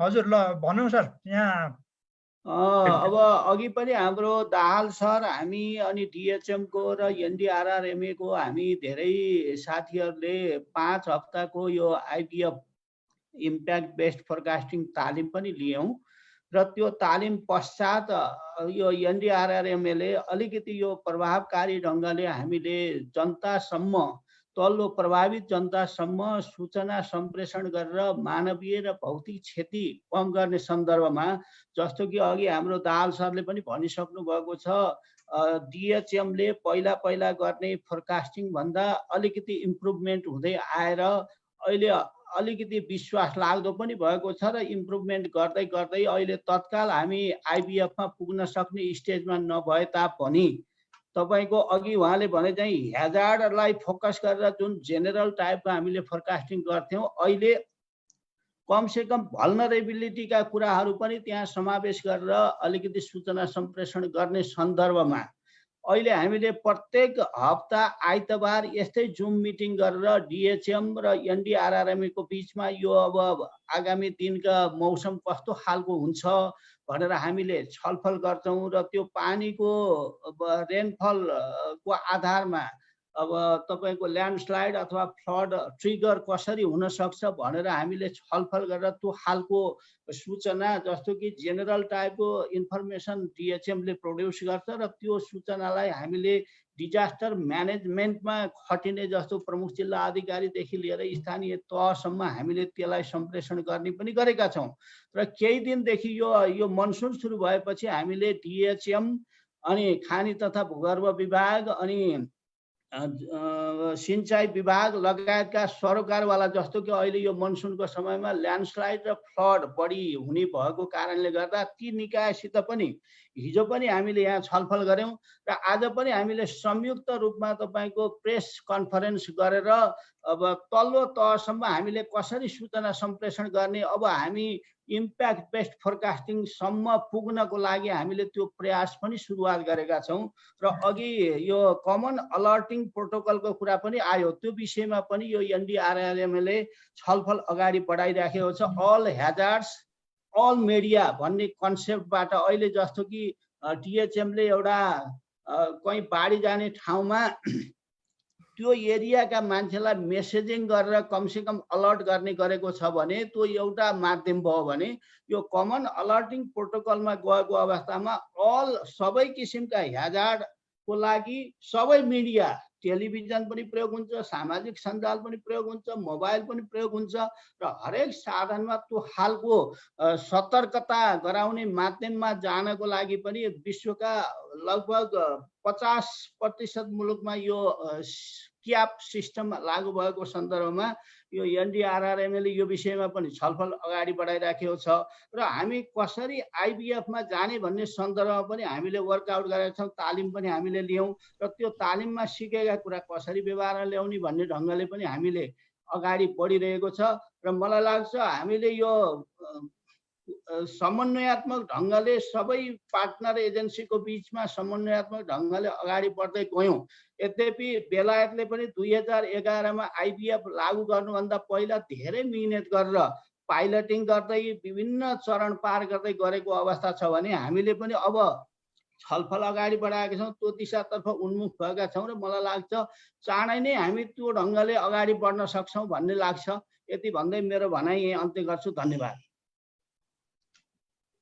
सरी जनार्दन सरलाई धन्यवाद यो राष्ट्रिय विपद प्राधिकरण विपद न्यूनीकरण जोखिम न्यूनीकरण तथा व्यवस्थापन प्राधिकरणको प्रतिनिधिका हैसियतले उहाँले आफ्नो अहिले सरकारी लेभलमा के तयारी भएको छ र खास गरेर यो फोकल इन्स्टिट्युसन हो फोकल एजेन्सी हो जसले गभर्मेन्टको तर्फबाट यो काम गर्छ र यसमा धन्यवाद सरले पनि अब ट्रेनिङमा बस्नु भएको रहेछ र अब जानकारी त्यहाँ भइरहेको र एउटा खुसीको कुरा के लाग्यो भने कमसेकम सन्डेमा जुम मिटिङ गरेर डिएचएमसँग छलफल कोअर्डिनेसनमा उहाँहरूले काम गर्नु हुँदो रहेछ भन्ने जानकारी दिनुभयो र त्यसले वास्तवमा पक्कै पनि अहिले धेरै इन्फर्मेसनहरू आइरहेका छन् त्यसले पनि होला कि हामी पत्र पत्रिकामा सबैतिर हेर्न पाउँछौँ र अहिले एनडीएमएका सिइओले पनि उहाँले को इन्टरभ्यूहरू पनि आइरहेकै छ गृह मन्त्रालयको तर्फबाट त्यहाँबाट पनि के अरे एनडीएमएकै प्रवक्ता हो सायद र गृह मन्त्रालयबाट पनि आइरहेको छ यो स्थितिमा अब यो वास्तवमा अब काम हामी सुरु गर्दैछौँ तर पुगेन भन्ने कुरा देखिन्छ यो बिचमा अर्को एउटा म अहिले तत्काल यहाँ दुईटा हात उठेका छन् मैले त्योभन्दा अगाडि हाम्रो विष्णु पाण्डेको एउटा क्वेसन छ are there specific rainfall thresholds for various types of hazards is for example landslide flooding etcetera specific to Nepali context Nepalese context भनेर विष्णु पाण्डे इमीबाट भन्नुभएको छ सरले त्यो कुरा हेर्नु हो त्यसपछि हामी दुईजनाको लिन्छौँ डाक्टर सुरज श्रेष्ठ हुनुहुन्छ उहाँ पुरा लामो अनुभव भएको व्यक्तित्व हुनुहुन्छ त्यस्तै अर्को धर्मप्रीतिजीको पनि उहाँको क्वेसन त हामीले गरिसकेका छौँ तर उहाँ बोल्न खोज्नु भएको छ र यस्तै हामी यस बिचमा बागमती प्रदेशका योजना आयोगका उपाध्यक्ष श्री श्याम बस्नेतज्यू आउनु भएको छ उहाँलाई पनि हामी स्वागत गर्छौँ र उहाँ पनि छोटो कुराहरू राख्नुहुनेछ म दाहाल सरलाई चाहिँ विष्णु पाण्डेजीको पहिले लिएर त्यसपछि धर्मप्रीतिको लिन्छु क्विकमा चाहिँ अनि त्यसपछि हाम्रो डाक्टर सुरज श्रेष्ठको अनि त्यसपछि अरू केही क्वेसनहरू त्यस्तो आयो भने हामी हेर्नेछौँ यहाँ म च्याट बक्समा हेर्दैछु दाहाल सर प्लिज नेपालीको त्यो फ्लडको कुरा त्यो च्याट बक्समा चेक गर्नुभयो होला उहाँको मैले हेर्दाखेरि यो के कति पानी आयो थ्रेसहोल्ड के छ त्यो कति पानी आयो भने बाढी के अरे फ्लड बाढी आउँछ अथवा ल्यान्डस्लाइड हुन्छ के गर्छ भन्ने र नेपाली स्पेसिफिक कन्टेक्स्टमा केही छ कि भनेर उहाँले भन्नुभएको छ उहाँ पनि हो उहाँले के जानकारी लिनु यो चाहिँ अब नेपालमा ल्यान्डस्लाइड कहाँ कुन ठाउँमा धेरै जान्छ भन्ने खालको रिसर्च भएको छ र अर्को चाहिँ नेपालमा सबभन्दा धेरै हाई इन्टेन्सिटीमा धेरै पानी कहाँ पर्छ भन्ने पनि छ छुट्टा छुट्टै तर यी दुईटाको म्याच गरेर म्यापै डेभलप गर्ने टाइपको त्यो थ्रेसहोल्ड डिफाइन गर्ने चाहिँ देखाएको छैन किनभने एक्सट्रिम रेनफलहरू कहाँ बढी केन्द्रित भइरहेछन् भनेर त्यो स्टडीहरू अहिले यो मेट्रोलोजिकल डेटालाई एनालाइसिस गरेर आएको हामीसँग पेपरहरू छ त्यसले गर्दाखेरि अलिकति हाम्रो चाहिँ यो चुरे र मध्य पहाडहरूको ठाउँमा चाहिँ चुरे महाभारत रेन्जहरूमा चाहिँ बढी क्लाउड बर्स्टहरू सेन्ट्रिक हुने गरेको छ भन्ने गरिन्छ भने तर अब पहिरोको कारण पहिरो जाने कुरा चाहिँ फेरि इन्टायरली जियो फिजिकल अर्को कन्टेक्स्ट भयो जियो हजार्ड्सको कन्टेक्स्ट आयो त्यसले गर्दाखेरि दुईटालाई म्याच गरेर केस स्टडी चाहिँ भएको मलाई देखाएको छु तर अब थ्रेसहोल्ड डिफाइन गरेर भएको छैन त्यसैले मेरो विचारमा आइबिएफको एउटा गोल त्यो पनि हो त्यो मोर लोकल कन्टेक्स्टमा हरेकलाई छुट्टा छुट्टै केस आउने हुनाले भोलि गएर यो अटोमेटिक रेनफल डेटा र अनि लोकलाइज कन्टेक्स्टको जुन जियो हजार्ड्स दुईटाको म्याच गरेपछि त्यो चाहिँ थ्रेसहोल्डहरू कति हो भनेर नेपालभरकै म्याप निकाल्न सकिन्छ होला अहिले मलाई त्यस्तो उपलब्ध भएको जानकारी छैन विष्णु सर धन्यवाद म यसपछि धर्म उप्रेती सरलाई क्विकली ब्रिफमा सरको चाहिँ मन्तव्यको आफ्नो कुरा राख्दिन म अनुरोध गर्छु सायद क्वेसनै होला हैन धर्म उप्रेती हजुर धन्यवाद सर धन्यवाद है सर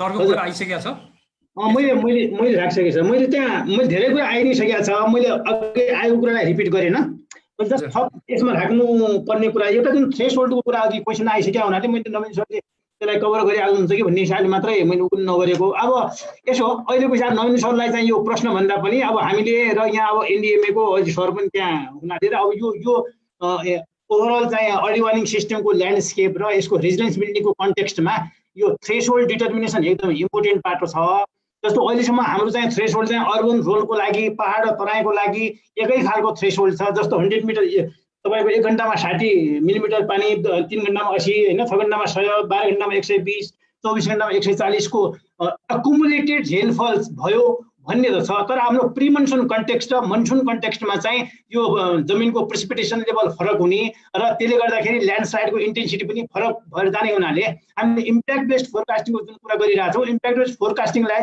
बढी इन्स्टिट्युसनलाइज गर्नको लागि चाहिँ त्यो थ्रेसहोल्ड डिटर्मिनेसन चाहिँ अर्बनको कन्टेक्स्टमा रनअफको नेचर फरक हुन सक्छ र रोल कन्टेक्स्टमा चाहिँ पहाडमा त्यो फरक हुन्छ डेफिनेटली अस्ति हामीले चाहिँ यो के अरे काभ्रेको पनौतीमा पनि देखिसक्यौँ 70 मिलिमिटर चाहिँ अकुमुलेटेड रेनफल 2.5 आवरको हेर्दाखेरि चाहिँ तपाईँको त्यति ठुलो बाढी आयो भनेपछि अबको चाहिँ हाम्रो फोकस भनेको चाहिँ यो थ्रेसहोल्ड डिटर्मिनेसन चाहिँ अलिक इम्पोर्टेन्ट होला र यसमा केही चाहिँ अब नवीन सरले त्यो जानकारी छ भनेपछि थप्नु होला तर चाहिँ अहिलेको चाहिँ कन्टेक्स्टमा चाहिँ थ्रेसहोल्ड हामीले चाहिँ डिटर्माइन गरेनौँ भनेपछि त्यो रिस्क बेस्डलाई चाहिँ हामी इम्प्याक्ट मेजर गरिजानको लागि चाहिँ त्यहाँ च्यालेन्ज छ मात्रै ओभर टु यु अब यसलाई चाहिँ अब त्यसपछि डाक्टर सुरज श्रेष्ठ सर सुरज श्रेष्ठको लिएपछि अनि त्यसपछि हामी सरले दाहाल सरले एकैपटक आन्सर गर्नु होला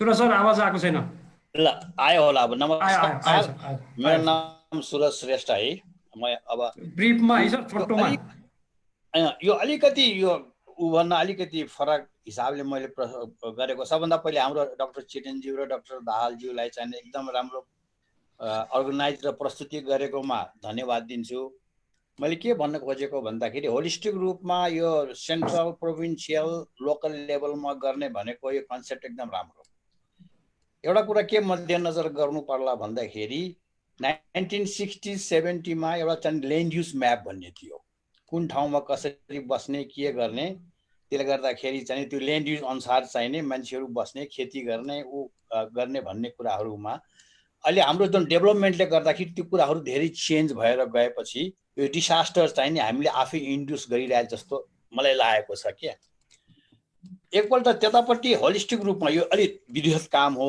त्यतापट्टि पनि यसमा चाहिँ अलिकति इन्क्लुजन गर्यो भने सायद त्यो डिसास्टर फोरकास्टिङ गर्ने भनेको इमिडिएट कुराहरू भयो मनसुनमा आएर, तर ओभरअल चाहिने कुन भूमा चाहिँ त्यसको उपयोगिता कसरी गर्ने भन्ने कुरा नेसनल वाइड, लोकल र प्रोभिन्सियल रूपमा गर्न सक्यो भने सायद अलिकति डिसास्टर मिनिमाइज गर्नलाई धेरै मद्दत पुग्छ होला। सायद त्यसले गर्दाखेरि त्यसको पर्सेन्ट नै एकदम घटेर जान्छ होला जस्तो मलाई लाग्दछ। त्यो विषयमा चाहिँ हाम्रो दाहाल सरले केही अलिकति प्रकाश पारिदिनुहुन्छ कि? अरू दुईटा क्वेसन पनि छ, सरी दुईटा क्वेसन छ, दुईटा क्वेसन पनि लिउँ। यहाँ अर्को एउटा च्याट बक्समा हाल्नु भएको छ, यहाँ हाम्रो शक्ति गुरुङले सिडिएमएसबाट उहाँले चाहिँ यो early warning system information, early warning information चाहिँ मस्ट टु दि भलनरेबल ग्रुप्सको कुरा र यो मार्जिनलाइज ग्रुपमा specially to those left behind, खास गरेर वुमन, एल्डरली र पिपल विथ डिजेबिलिटिजलाई चाहिँ महत्त्वपूर्ण हुन्छ र तिनीहरूको चाहिँ knowledge on safe evacuation route र प्लेसेसहरू यदि थाहा भयो उहाँहरूलाई त्यो इन्फर्मेसन सेयर गर्न सक्यौँ र एउटा चाहिँ त अर्ली वार्निङको इन्फर्मेसन उहाँहरूसँग पुर्याउन सक्यौँ र सुझाव जस्तो पनि छ। तर अब यसमा यो कहाँ इभ्याकुएसन रुट के हो र अनि कहाँ गएर कुन प्लेसेसहरू, यो चाहिँ रेस्क्यु सेन्टर्सहरू कहाँ हुन्, इमर्जेन्सी अपरेसन सेन्टरहरू कहाँ हुन् र इम्प्याक्ट अफ डिजास्टर गर्न सकियो भने राम्रो हुन्थ्यो भन्ने छ। त्यस्तै मनिषा सुवेदीले फेरि उहाँले सोध्नु भएको छ अझ, अनि यसमा how can the roles of different relevant stakeholders to be ensured भनेर उहाँले भन्नुभएको छ। यहाँ धेरै उहाँको लामो छ, त्यसमा मैले यो च्यालेन्ज कुड बी इन्फर्मेसन डिसिमिनेसनमा हो र यो अन्डरस्ट्यान्डिङ र अनि कसरी यसलाई चाहिँ कम्युनिटी लेभलमा पुर्याउन सकिन्छ भन्ने हो। र अल्सो कन्सिडरिङ, अनि एलएनओबी भन्नुभएको छ, मैले यसको एब्रिभिएसनको फुल फर्म मलाई थाहा छैन, त्यस कारणले सरले यसलाई पनि के अरे एड्रेस गरिदिनु होला। मेरो विचारमा यो सबै आन्सर त अलि समराइज गरेर मात्र गर्छु म, होइन, किनभने समय गइसकेको छ, बोल्ने वक्ता हुनुहुन्छ। मैले चाहिँ विशेष गरी यो महिलाहरू र अलिकति भलनरेबल जति पनि ग्रुपहरू छन्, बच्चाहरू कम्युनिटीभित्रको, मेरो विचारमा अबको रोलमा चाहिँ के हुन्छ भने विशेष गरी स्थानीय निकायहरूले डेटा सङ्कलन गर्दाखेरि यो प्रयोजनको लागि हो। जस्तो उदाहरणको लागि कुनै ठाउँमा चाहिँ अब रेस्क्यु गर्नु पर्यो होल कम्युनिटीलाई भने त्यो ट्रेस गर्नलाई सजिलो हुने गरी र त्यो फलानु ठाउँमा जाने हो भने त्यहाँ यतिजना वृद्ध छन्, बच्चा छन् भनेर गरेर त्यो रेस्क्यु गर्न सकिने गरी त्यस्तो खालको डेटा सिस्टम जेनेरेट गरेर त्यो डेटा सिस्टम चाहिँ सबै ठाउँमा जुन रेस्क्यु अपरेसन टिमसँग एभाइलेबल हुने गरी राख्ने, त्यो चाहिँ बेसिक प्याटर्नभित्रै पर्छ होला। त्यसकारणले अबको आउँदाको दिनमा चाहिँ यो डिजास्टर रेस्पोन्स भनेकै त्यो ग्राउन्डबाट, बटम अपबाट र मोस्ट भलनरेबलबाट लाई टार्गेट गरेर गर्ने भन्ने कुराहरू नै हुन्छ जस्तो लाग्छ। त्यस कारणले यो इम्प्याक्ट बेस्ड फोरकास्टिङको मेन कोर नै त्यही हो र सेक्टर बेस्ड लोकलाइज त्यो खालकोमा जान्छ। र अब अर्को चाहिँ यो मनिषा सुवेदीको जुन क्वेसन छ, अब यो कम्युनिटीहरूलाई चाहिँ स्टेक होल्डरहरूको डिफ्रेन्ट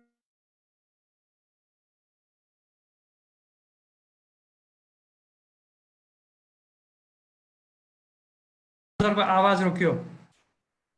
ओके, म यसपछि दाहाल सरको अलिकति इन्टरनेटमा प्रब्लम आएको जस्तो छ, उहाँले जोइन गर्नुहुन्छ। म अहिले चाहिँ बागमती प्रदेश योजना आयोगका उपाध्यक्ष श्याम कुमार बस्नेतज्यूलाई म अनुरोध गर्छु, उहाँलाई यो आजको विषयमा सहभागी भइदिनु भएकोमा धन्यवाद, पहिले स्वागत, त्यसपछि धन्यवाद दिँदै आफ्नो छोटो उसको लागि यसको यो आज के अरे आइबिएफलाई हामीले पोलिसीमा कसरी ट्रान्सलेट गर्न सक्छौँ र अब त्यसलाई पछाडि यो इम्प्लिमेन्ट कसरी गर्न सक्छौँ भन्ने कुरामा अलिक थोरै छोटो मन्तव्य राखिदिनु अनुरोध गर्दछु। र खास गरेर अहिले जुन मनिषाजीको क्वेसन थियो, त्यो क्वेसनमा म अलिकति कुरा गर्न खोज्दैछु। यो हामीले आइडिआरसीको जुन प्रोजेक्टको मैले कुरा गरेको थिएँ, त्यसमा चाहिँ हामीले लोकल कम्युनिटी लेभलमा च्याम्पियन्सहरू तयार गरेर अर्ली वार्निङ सिस्टममा लोकल च्याम्पियन्सहरूलाई नै मोबिलाइज गर्ने भनेर त्यो खालको कन्सेप्ट हामीसँग छ। त्यसलाई हामी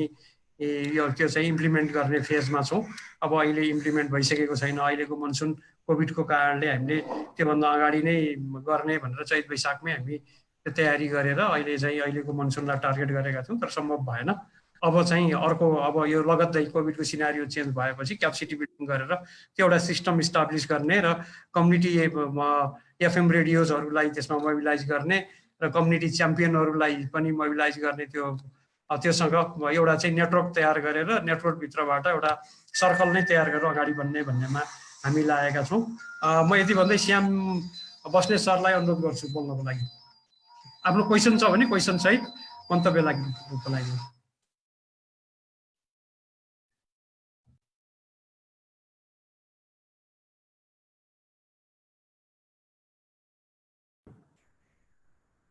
हेलो सुनिन्छ हजुर? सुनिन्छ सर, सुनिन्छ। चिरञ्जीवी सरलाई धन्यवाद छ, महेन्द्र सरलाई पनि धेरै धेरै धन्यवाद छ। यो असाध्यै प्राज्ञिक छलफलको आयोजना गर्नुभयो, प्राज्ञिक पेपर चाहिँ प्रस्तुत गर्नु भएको छ। यो असाध्यै उपयोगी पेपर थियो। तथापि आज मेरो अब मिटिङको कारणले मैले पहिला पछि जाने भनेको अगाडि नै मिटिङ सरेर मैले अलिकता पुरै म्यानेज गर्न सकिनँ होइन। अब मैले चाहिँ यो प्रदेशसँग यो विषयमा यहाँहरूले जुन पेपर प्रेजेन्ट गर्नु भएको छ, यो प्रदेश बागमती प्रदेशभित्र यो विषयहरूले हामीले आवादिक योजनामा यी विषयहरू समाविष्ट त गर्यौँ, तर अब हामी फिल्ड बेसमा हामी जान सकेका छैनौँ। त्यसकारणले यसको बृहत्तर अध्ययन नगरी नहुने स्थिति छ। त्यसकारणले हाम्रो जोग्राफीभित्रको वस्तुगत स्थिति के छ भन्ने कुराको सन्दर्भमा चाहिँ हामीले अलिकता यहाँहरूको विज्ञतालाई हामीले आत्मसात गरेर प्रदेशको समग्र यो क्षेत्रको भोलि आउने सङ्कटको समाधान गर्ने सन्दर्भमा यहाँहरूको विज्ञतालाई लिने हामीले सोच बनाउँछौँ र त्यो हिसाबले हामी यहाँको प्रदेश सरकारसँग हामी यो विषयमा छलफल पनि गर्छौँ।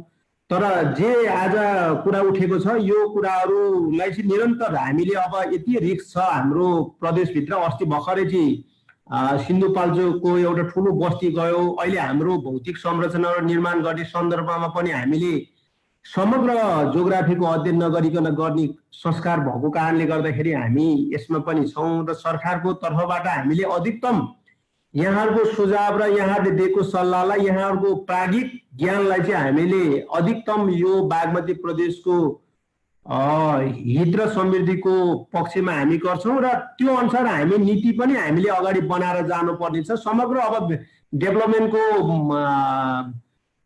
पर्सपेक्टिभबाट हेर्दाखेरि हामीले अब यी कुराहरूलाई ध्यान नराखिकन विकास मात्रै भन्यौँ भने, यस्ता विषयहरूलाई चाहिँ ओझेलमा पारेर विकास मात्रै भन्यो भने यो भन्दा ठुलो सङ्कटहरू अरू आउन सक्ने सम्भावना भएको कारणले मैले यहाँहरूको पेपर पनि म हेर्छु र मुख्य गरी चिरञ्जीवी सर र दाहाल सर लगायत सबै टिमहरूलाई बागमती प्रदेश नीति तथा योजना आयोगको तर्फबाट र बागमती प्रदेश सरकारको तर्फबाट पनि यहाँहरूलाई धन्यवाद दिन चाहन्छु। यहाँहरूको प्राज्ञिक ज्ञान चाहिँ वास्तवमा ज्ञानले नै संसार समृद्ध बन्ने हो भन्ने कुरो प्रदेश सरकारले विश्वास राख्दछ। यही कुरा यहाँहरूलाई राखेर मैले आफ्नो विचार मात्रै प्रस्तुत गर्ने र पेपर पुरै पढ्न पाइनँ, तर म यो पेपरलाई चाहिँ मैले सबै पढेर म इन्डिभिजुअल पनि चिरञ्जीवी सर र महेन्द्र सरलाई मैले आफ्नो सुझावहरू राख्ने पनि यहाँहरूको बिचमा विश्वास दिलाउँछु।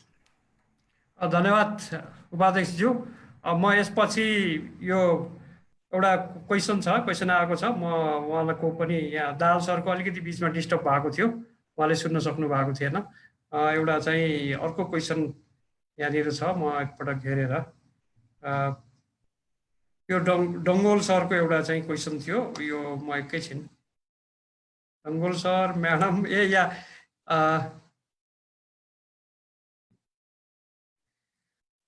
म अलिकति एउटा क्वेसन चाहिँ यो पी डङ्गोल बाट आएको छ। उहाँको पुरा नाम मैले जानकारी लिन सकिनँ।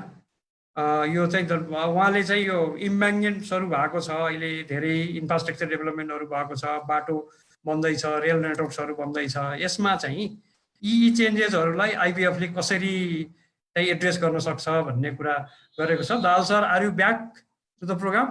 हजुर म आएँ, म सुनिन्छ होला। सुन्नुभयो? अहिलेको क्वेसन सुन्नुभयो? मैले अहिले सुने हो, सुने।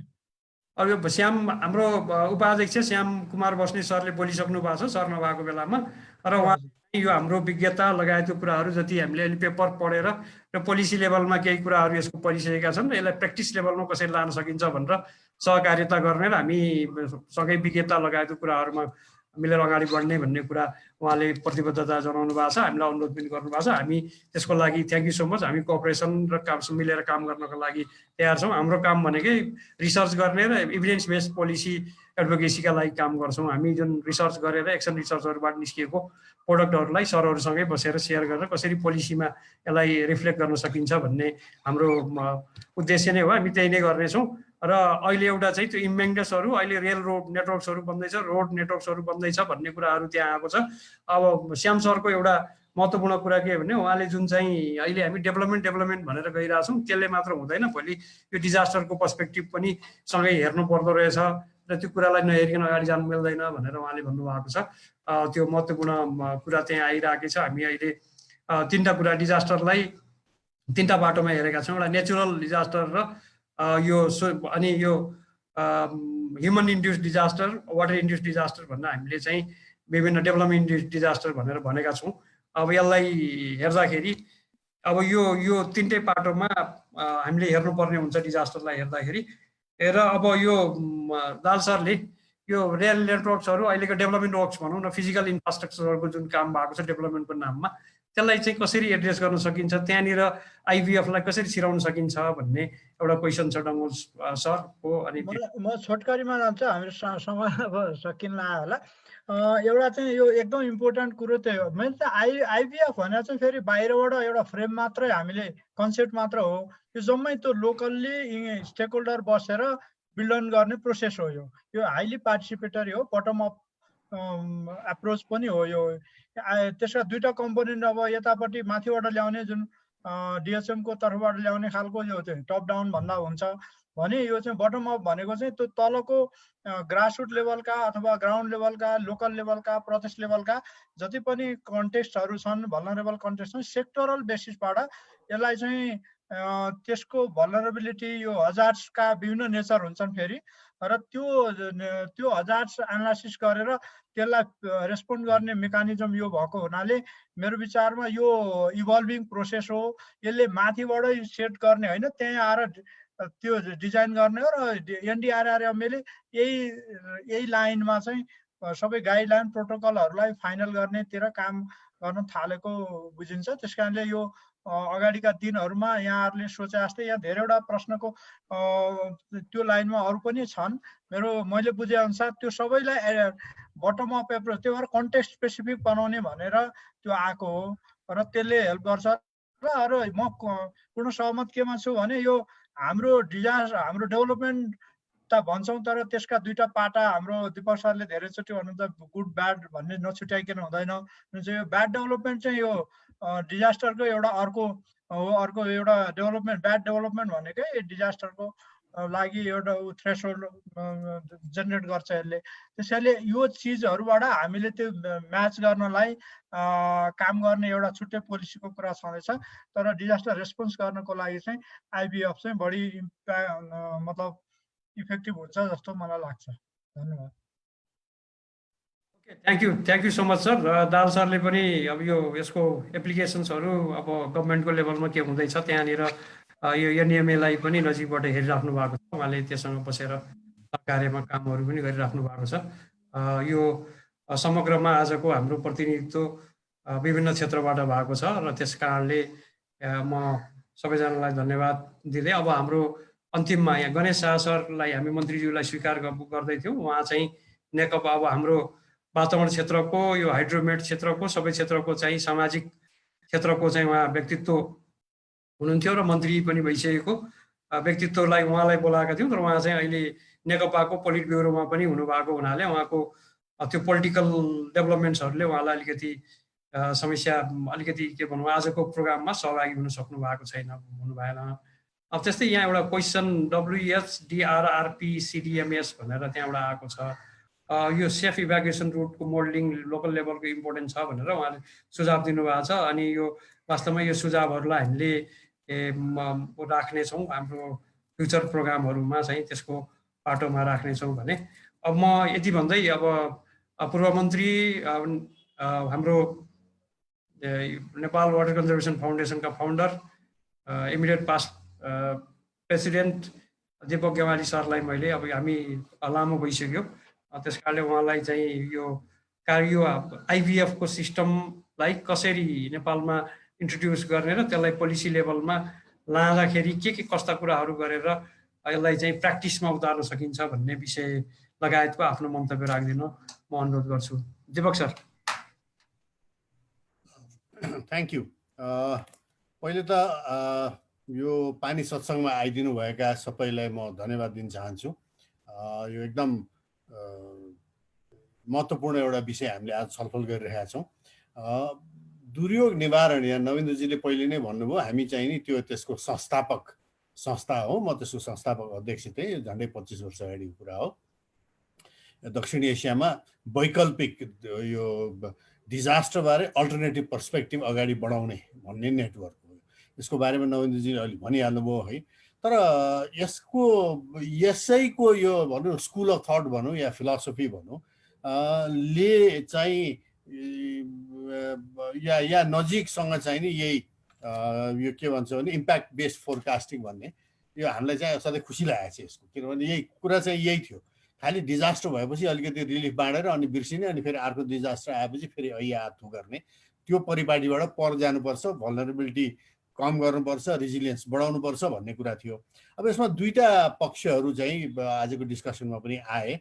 एउटा चाहिँ नि यो सरकारभित्रै विभिन्न तह लेभलहरूमा है, केन्द्रबाट प्रदेश, प्रदेशबाट चाहिँ नि यो पालिकाहरूमा कसरी यो कुराको चाहिँ नि कोअर्डिनेसन हुने भन्ने एउटा च्यालेन्ज अगाडि छ यसमा। भने अर्को चाहिँ नि सरकारी विभागहरू बिचैको यो साइलोजहरू जुन हुनुहुन्छ, जो आफ्नो आफ्नो एरियामा काम गर्छन्, त यो डिजास्टरको यो इन्फर्मेसन चाहिँ नि आएपछि सायद भनौँ न हाम्रो यो हाइड्रोमेट डिपार्टमेन्टबाट आएपछि त अरू विभागहरूले, सडक विभागले होइन, यो हाउसिङ चाहिँ नि विभागहरूले यसलाई कसरी ट्रान्सलेट गरेर आफ्नो आफ्नो सेक्टरमा चाहिँ नि यो जनतासम्म त्यो इन्फर्मेसन पुर्याउँछन् त यो भन्ने च्यालेन्ज त्यहाँ अर्को छ है। अब हामीलाई थाहा छँदैछ त्यो यो सबभन्दा ठुलो च्यालेन्ज चाहिँ यही हुन जान्छ। किन भनेदेखि अब हामी गाउँमा हिँडेको, अब सायद अहिले 2-4 वर्षमा चेन्ज भयो भने त मलाई थाहा छैन, तर गाउँमा हेर्दाखेरि चाहिँ नि यो के अरे सिँचाइ विभागले कृषि विभागसँग मिलेर काम गरेको बिरलै इक्जाम्पल पाइन्थ्यो होइन। भनेपछि यो ठुलो च्यालेन्ज चाहिँ नि अहिले पनि यो सरकारी संयन्त्रभित्र विभागहरू मिलेर यस्तो इन्फर्मेसन ट्रान्सलेट गर्ने, सँगै काम गर्ने चाहिँ यो ठुलो च्यालेन्ज अगाडि छ। अब यो कुरो चाहिँ जुन हामीले अघि नवीन्द्रजीले राम्रोसँग राख्नुभयो, स्टेट मार्केट सिभिक बडिज तिनटै ले यो कुरामा मद्दत गर्न सक्छ। किनभने न बजार न चाहिने यो नागरिक इकाइहरू यो सरकारको विकल्प त हुनै सक्दैनन्, छोडिदिनुहोस् है। सरकारलाई दुःख दिने पनि होइन, कम्प्लिमेन्ट्री हुन् क्या। ठिकसँग यो कन्स्ट्रक्टिभ इन्गेजमेन्ट जुन अघि कुरा उठाएको थियो, यिनीहरू बिचमा कन्स्ट्रक्टिभ इन्गेजमेन्ट भयो भने एक अर्कालाई फाइदै हुन्छ। तर अब कुरै नगर्ने, कुरै नसुन्ने, एकअर्काको कुरो नसुन्ने, खालि एउटा चाहिँ भनौँ न एउटा कन्फ्रन्टेसनको मात्रै वातावरण भएको चाहिँ माहौल बन्यो भने यो सबैले दुःख पाउँछन्। त्यसैले यसमा जाँदाखेरि मुख्य चाहिँ यो डिजास्टर सम्बन्धी कुरो के हो भने अब सरकारले हेरेको विशेष गरी हामी त्यसलाई चिल विज्ञान भन्छौँ, इगलाइज साइन्स है, जबकि बजार र नागरिक इकाइहरू, गुठीहरू भनौँ होइन, गाउँमा काम गर्ने चाहिँ नि एनजिओहरू भनौँ, उनीहरूले भ्यागुते विज्ञान टोटजाई साइन्सबाट यो कुरा हेर्छन्। त्यसैले उनीहरूले समस्या पनि फरक ढङ्गले पहिचान गर्छन्। डिजास्टर भने के र त्यसले कसरी चाहिँ इम्प्याक्ट गर्दो रहेछ भन्ने उनीहरूको फरक अलिकति धारणा हुन्छ, जसलाई हामी अनकम्फर्टेबल नलेज भन्छौँ। त यो अनकम्फर्टेबल नलेज यो बटम अप तलबाट आएको सिटिजन साइन्सलाई अलिकति प्रोत्साहन गरिदियो भनेदेखि यो तिनटैलाई मिलाएर लिएर जाने र सरकारी निकायहरू बिचमा पनि समन्वय हुने काम चाहिँ धेरै नै सहज हुन्थ्यो। अब जस्तै चाहिँ नि अब सिटिजन साइन्स भनेको के, अब डिएचएमले अहिले धेरै प्रगति गरिसकेका छ होइन। अब त राडार, डोप्लर साइन्समा अझ माथि स्पेस साइन्स सबै डिएचएमले गर्नुपर्छ अगाडिका दिनहरूमा, र त्यसले धेरै हामीलाई एज अ कन्ट्रीले फाइदा हुन्छ। तर साथसाथै डिएचएमले पनि र सरकारी निकायहरूले पनि यो सिटिजन साइन्स होइन लाई पनि प्रोत्साहन गर्नु पर्यो र हामी एनडब्ल्युसीबाट चाहिँ एउटा सानो त्यसको काम पनि गरेका थियौँ। काठमाडौँमा चाहिँ वरिपरि भएका 18वटा स्कुलहरूमा काठमाडौँ उपत्यकाभरि र चाहिँ काभ्रेमा पनि स्कुल र मर्सुवा क्षेत्रमा पनि रूपन्देहीमा स्कुलहरूमा रेन गेज र टेम्परेचर मेजरमेन्ट मात्रै राख्यो भने यसको अरू फाइदाको अलावा चाहिँ नि नयाँ पुस्ताको चाहिँ नेपालीहरू जो आउँछन् उनीहरू साइन्समा अलिकति बढी पोख्त भएर आउँथ्यो होला। यति मिलिमिटर पानी परेछ हिजो हुरी आउँदाखेरि, हामी हिजो चिसो हुँदाखेरि माइनस यतिसम्म पुगेको रहेछ भन्न सक्ने मात्रै होइन कि भोलि गएर डिएचएमलाई ग्राउन्ड ट्रुथ डाटा पनि आउँछ। त्यसैले यो आजको छलफलबाट हामीले के देख्यौँ भने यो हाई साइन्स सरकारले डिएचएमले गर्ने साइन्सलाई सिटिजन साइन्सले पनि कम्प्लिमेन्ट गरिदिनु पर्यो र सरकारी निकायहरू बीचमा जुन कोअर्डिनेसन यो चाहिँ यो यस्तो किसिमको इम्प्याक्ट फोरकास्टिङलाई आवश्यक पर्छ त्यो फोरकास्टिङलाई चाहिँ नि यो मार्केट तल्लो स्तरको चाहिँ नि बजार व्यापारीहरू जो एकदम चनाखो हुन्छन् र सिभिक मुभमेन्ट्सहरू जसले चाहिँ समस्यालाई अर्कै ढङ्गले पनि पहिचान गरिरहेका हुन्छन् यिनीहरू बीचमा एउटा कन्स्ट्रक्टिभ एन्गेजमेन्टको चाहिँ नि वातावरण राम्रोसँग बन्नु सक्यो भने यो इम्प्याक्ट बेस्ड फोरकास्टिङ चाहिँ धेरै अगाडि जान्छ र यसले धेरै नेपालमा लाइफ एन्ड प्रपर्टीको नोक्सानीबाट चाहिँ डिजास्टरबाट हामी जोगिन सक्थ्यौँ। र यति भन्दै मेरो सानो यो चाहिँ धारणा यही राख्छु। धन्यवाद। धन्यवाद दीपक सरलाई र यसको वास्तवमा यो प्रोग्रामको सरले ऱ्यापअप पनि गरिदिइसक्नु भएको छ। सबैजनालाई सहभागिताको लागि सबैलाई धन्यवाद। र केही क्वेसनहरू हामी फेसबुकमा पनि लाइभ थियौँ, केही क्वेसनहरूलाई चाहिँ हामीले सम्बोधन गर्न सकेनौँ। त्यसको लागि चाहिँ हामी अर्को पटक प्रयास गर्नेछौँ र अरू हामीलाई इमेल मार्फत लेख्नुभयो भने पनि हामी त्यसबाट सम्बोधन गर्नेछौँ। यति भन्दै सहभागिताको लागि सबैलाई धन्यवाद। पुनः फेरि भेट्नेछौँ अर्को प्रोग्राममा। नमस्कार।